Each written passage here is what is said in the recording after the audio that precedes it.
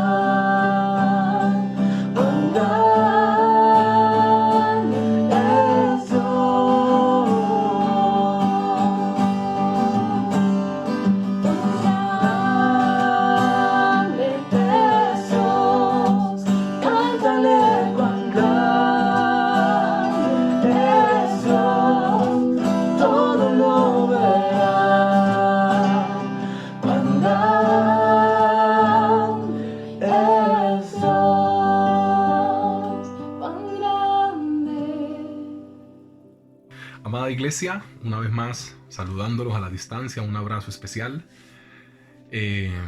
Espero que estén muy bien, al igual que todos sus familiares, que Dios esté permitiendo tener un tiempo bien importante ahora que estamos reunidos como familia. Dios les bendiga mucho y hoy el Señor ha inquietado mi corazón a través de la palabra proceso. La palabra proceso, porque yo creo que esto que estamos atravesando es un proceso. Es un proceso digno de hijos de Dios. Acá se nos olvida algo. Nosotros en tiempos como estos, que estamos en una crisis, pues en esta pandemia y en esta enfermedad que se extiende, casi siempre reposamos nuestra mente en lo difícil que es. Siempre decimos, no, esto es muy difícil, porque estamos pensando en las muertes que hay, en los contagiados que ya se han reflejado.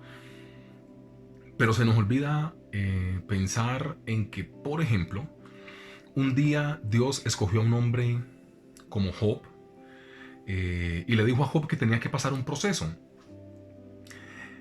Y eso me hace pensar mucho referente a los procesos que nosotros atravesamos, porque el proceso, lo que Dios quiere hacer a través de él es formarte, no únicamente generar en nosotros como queja, desasosiego, que nos desobliguemos de algunas cosas, sino que nosotros meditemos para poder saber cuál es la actitud que Dios quiere que nosotros tengamos en los diferentes procesos que Él siempre va a colocar a sus hijos. El proceso no viene para traer angustia. El proceso viene primero porque sos un elegido de parte del Señor, y segundo, el proceso viene porque tenés la capacidad para poderlo atravesar. Entonces, en estos tiempos de crisis no hay que afanarse mucho. Hay que entender que somos escogidos para poder salir de esta prueba avantes. Entonces, que Dios nos bendiga en este tiempo y vamos a aprovechar para compartir el texto bíblico que el Señor ha puesto en mi corazón. Este se encuentra en Marcos capítulo 4, versículo 30. Y el título que el Señor me ha regalado para esta oportunidad es ¿Cómo pasar un proceso de manera correcta? ¿Ok? ¿Cómo pasar un proceso de manera correcta? Marcos 4:30 dice de la siguiente manera. Decía también, ¿a qué haremos semejante el reino de Dios? ¿O con qué parábola lo compararemos? Es como el grano de mostaza que cuando se siembra en tierra es la más pequeña de todas las semillas que hay en la tierra. Pero después de sembrado crece y se hace la mayor de todas las hortalizas y echa grandes ramas, de tal manera que las aves del cielo pueden morar bajo su sombra. Con muchas parábolas como estas les hablaba la palabra conforme a lo que podían oír, y sin parábolas no les hablaba, aunque a sus discípulos en particular les declaraba todo. De ese texto, vamos a meditar en este tiempo. ¿Cómo pasar un proceso de manera correcta? ¿Cómo atravesarlo bien? Porque mira, al final de la historia, el título que Dios me regala es porque he venido pensando en varias cosas. Y en una de las cosas que he venido pensando en estos tiempos es que hay dos maneras de poder atravesar los procesos. O sea, nosotros siempre hemos creído que el proceso lo podemos o no lo podemos atravesar. Yo creo que esa afirmación en algunas cosas nos sirve, pero al final no es del todo cierta. Yo creo que el proceso, no como los seres humanos pensamos, se puede pasar o no se puede atravesar. No. Yo creo que el proceso al final se atraviesa. Pero hay dos maneras de atravesarlo. Eso es lo diferente. No me quiero centrar en que hay procesos que no se pueden pasar y otros procesos que sí se pueden pasar. No, yo creo que al final el proceso se tiene que atravesar sea como sea. Lo vas a pasar de buena manera o lo vas a atravesar y a pasar de mala manera. Pero de que lo vas a pasar, lo vas a pasar. O sea, yo creo que eso no se discute al final. Al final toda la nación de Israel en los 40 años de desierto hizo el mismo recorrido. Unos con buena actitud, la casa de Josué y la casa de Caleb, y otros con una pésima actitud que bíblicamente se dice de forma literal, quedaron tirados por el desierto. O sea, todos atravesaron el mismo proceso, pero unos lo pasaron de buena manera y otros lo pasaron de una manera no tan positiva. Eso demuestra que el proceso de que lo tenés que pasar, lo tenés que pasar. Vos verés si lo vas a pasar bien o si lo vas a pasar mal. Dos apreciaciones acerca de esta palabra que el Señor me regala de cómo pasar los procesos de manera correcta. La primera orientación tiene que ver con lo siguiente: no preocuparte por tus inicios. Marcos 4:31 dice de la siguiente manera: es como el grano de mostaza que cuando se siembra en tierra es la más pequeña de todas las semillas que hay en la tierra. ¿Por qué tenerle miedo al principio? Si al principio estás pequeño, ¿por qué tenerle miedo a eso? A mí me encanta la parábola del grano de mostaza y ha sido de tanta sonoridad que nosotros tenemos canciones del grano de mostaza, predicaciones del grano de mostaza, lo enseñamos a los niños en la escuela dominical con el grano de mostaza y es una cosa que es pero maravillosa. El grano de mostaza tiene una particularidad, que el grano de mostaza es menospreciado por su tamaño. El grano de mostaza es menospreciado por sus inicios. El grano de mostaza es menospreciado porque al principio no se ve muy bien. Y yo sé que es la situación que muchas personas han atravesado. ¿O no me van a decir que algunas veces se les ha menospreciado por el barrio donde viven? Algunas veces se les ha menospreciado por el hablado que tienen, o el acento, o el dialecto, pues. Algunas veces se les ha menospreciado porque sus apellidos no son, según los estándares de la sociedad, muy finos o muy altos.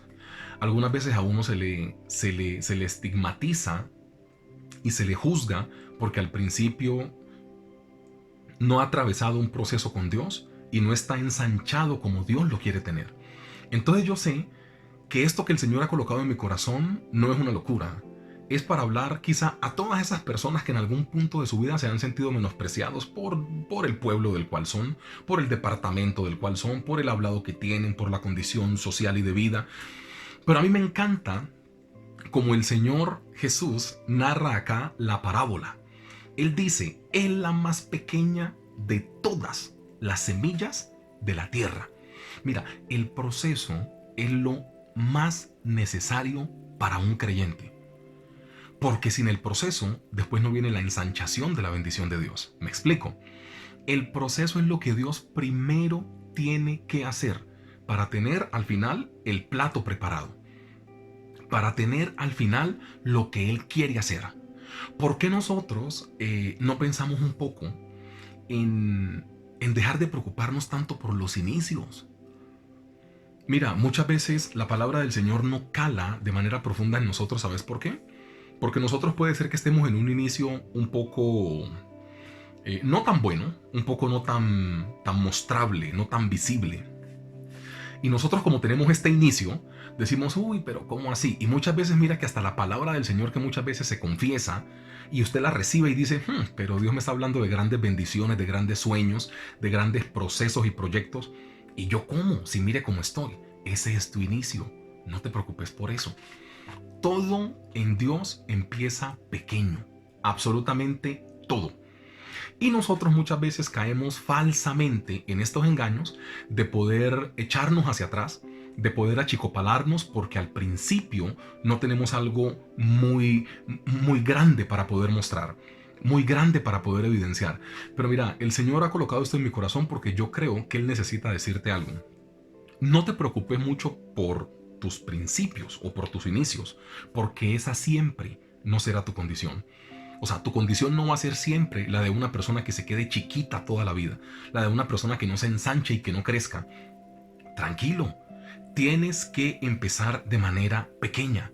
A mí me encanta una narración que hacen de Abraham cuando llegó a Egipto.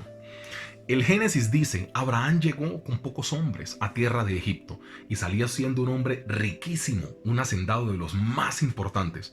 Porque no importa cómo llegues, no importa cuál es tu principio, cuál es tu inicio.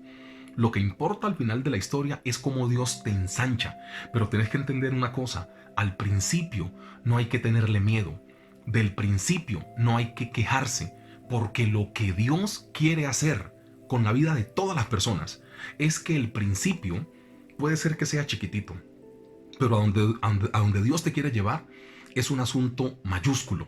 Por eso que tu fe no decaiga, por favor. No le tengas miedo al principio, porque todo el mundo empieza pequeño. Todo el mundo empieza pequeño, es el ciclo natural de la vida. Y yo muchas veces veo gente angustiada porque el estado actual no se asemeja ni a lo que la palabra del Señor confiesa de ellos referente a sus promesas, ni a los sueños que siempre han tenido. No, pero yo ni trabajo tengo, ¿y cómo es esto que Dios me va a bendecir?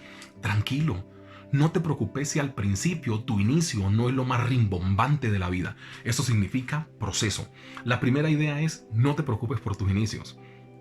La segunda idea que Dios colocó en mi corazón referente a este texto de Marcos capítulo 4 es deja que Dios te siembre.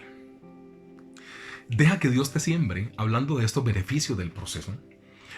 Tienes que ser sembrado. Mira, Marcos 4:32 dice de la siguiente manera: pero después de sembrado.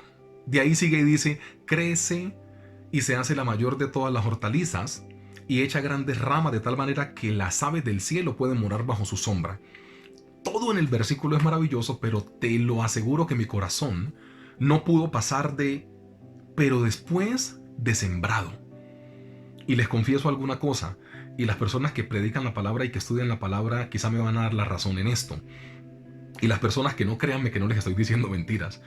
Hay versículos que vos empezás a leer y no podés pasar de ciertas frases.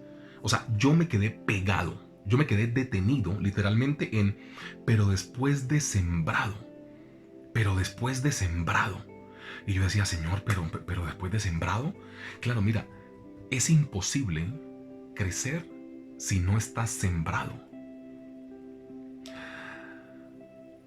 No sé si me vaya a meter en problemas con el ejemplo que voy a colocar a continuación, pero si nosotros no dejamos que Dios nos establezca y nos siembre y nos plante, nosotros jamás vamos a dar fruto. Y yo lo que menos quiero es que por ahí Dios sea tan misericordioso que vos y yo nos podamos salvar, pero sin cumplir el propósito referente a lo que Él quería que nosotros tuviéramos acá en la tierra. ¿A qué me estoy refiriendo o a qué hago referencia literalmente acá? En estos beneficios del proceso, hombre, hay que dejar que Dios sea quien nos siembre. Dice, pero después de sembrado, debe ser establecido o sembrado por Dios. No podés dar fruto si Dios no te planta y no te siembra. O sea, no es únicamente orar por las personas, es hacer que las personas se siembren en Dios y se establezcan en Él. O como lo quieras, que el Señor Jesús se siembre o se establezca en el corazón de las personas. Mira, nosotros los que tenemos algún privilegio, porque siempre digo que el conocer del Señor nada más es un bendito privilegio, nosotros siempre estamos orando por las personas y está muy bien, amo la idea. De hecho, el Señor Jesús dijo que la oración era el arma más importante del creyente, entonces hay que orar por las personas. Pero ¿qué tal si combinamos el orar por las personas cuando nos digan: oiga, ore por mí? Listo, vení, yo voy a orar por vos, pero te voy a establecer a sembrarte en Dios, o te voy a sembrar al Señor Jesús en tu corazón, porque hasta que una persona no sea plantada y sembrada por Dios, no va a dar fruto, no se va a multiplicar. Entonces mira, de las 2 o 3 orientaciones que tiene después de que una persona se siembra o se establece en Dios son maravillosas en ese versículo, en el versículo 32, en Marcos 4:32. ¿Qué hace? ¿Qué hace usted cuando una planta o un árbol frutal no está creciendo, no está dando fruto? Cierto que la empezás a mover, hay personas que van a entender lo que estoy diciendo. Le empezás a echar fertilizantes o abonos, la cambias de matera, compras tierra abonada, porque la intención es poderla plantar y sembrar bien, pulirla, para que después dé un fruto. Este es el proceso que Dios quiere hacer con cada uno de nosotros. ¿Y qué pasa después de que una persona, pasando por el proceso, deja que sea Dios quien lo establezca o quien lo siembre? Mira lo que pasa. Lo primero que dice el versículo es que creces. Dios siempre ha anhelado que seas una persona que crezcas. O sea, Dios no quiere que te quedes igualito. En todos los sentidos de la vida aplica. Dios no te creó para que te quedes así como estás. Dios te creó para bendecirte y para hacerte avanzar.